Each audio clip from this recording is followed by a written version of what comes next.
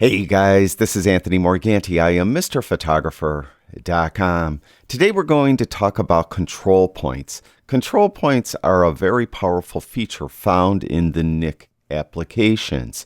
Now, control points are found in all of the different applications. Today I'm going to demo them in Viveza, but they pretty much work the same way across everything that Nik makes. Now, you're probably familiar, you have an image like this and you want to add saturation. You'll go over to the right hand side, you can see it says global. That means you're going to affect every pixel on the image. And I'll go to the saturation slider, and if I move it to the right, I affect every single pixel. Well, let's say I just want to increase the saturation of the trees. That's where control points come in. Now to begin using control points, look on the right hand side, you can see add control point. We'll click on that, and when I do, my cursor will turn into this kind of bullseye. And I'll click over here, like right here on the trees. And if I click and hold with the left mouse button, you'll see that I have this circle. What you're doing when you lay down the control point, right at this point, right where you put that control point, it's going to look at the tone, texture, and color right around that area. And then any adjustments you do, you can see all the adjustments are down here, and they're in the same order they are over here on the right hand side. And you'll notice it doesn't say global any longer over here on the far right. It says selective. That means now that it's looking at the tone, texture, and color of the area around where I placed that control point, and it's only going to affect that tone, texture, and color. So if I come in and I put up saturation, watch, I'll put it up ridiculously high.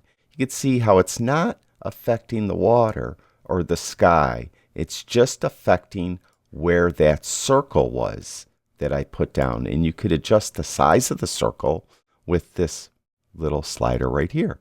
So you could just kind of delegate it to where you want to have it. So I increase saturation right here, like ridiculous amount, right? I probably wouldn't do it that much in real life, but let's just say we're going to do it a lot. So I put, we have more saturated trees right here. Well, instead of clicking add control point, add another control point, I could duplicate this control point by holding in the Alt or Option key, Alt if you have PC, Option if you have a Mac, and just dragging it out from the little pin.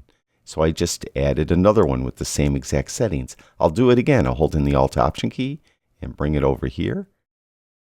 And then I could go the other way, hold in the Alt Option key and bring one this way, and even maybe make one way at the end over there.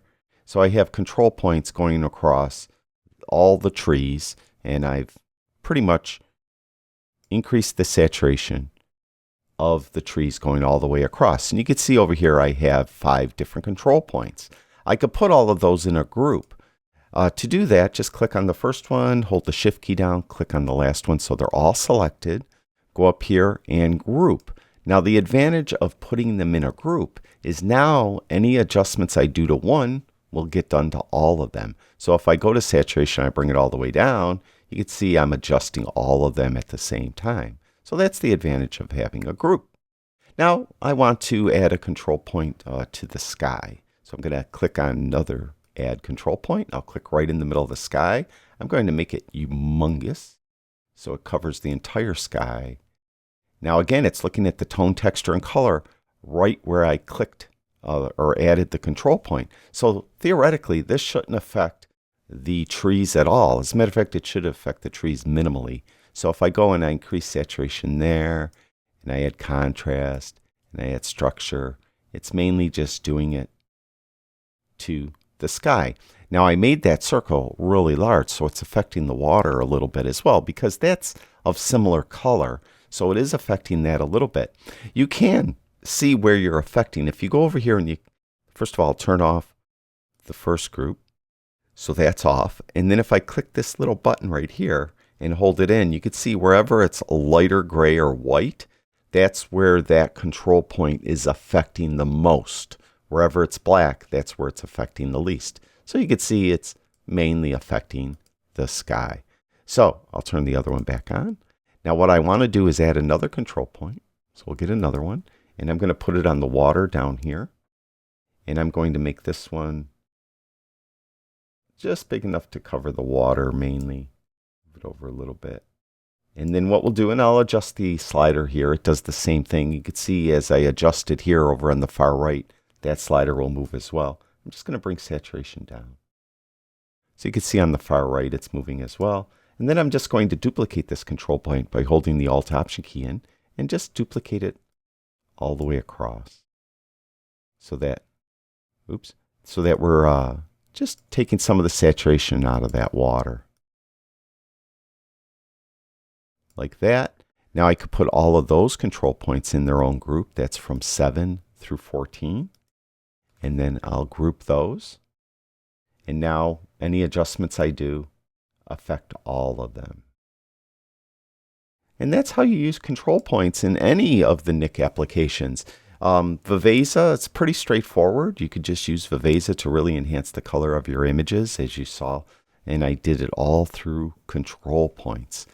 Anything else in Nik you want me to demonstrate in a video, let me know in the comments below and I'll see if I could do it. Thank you, everyone who watches my videos. I really do appreciate it. I'll talk to you guys soon.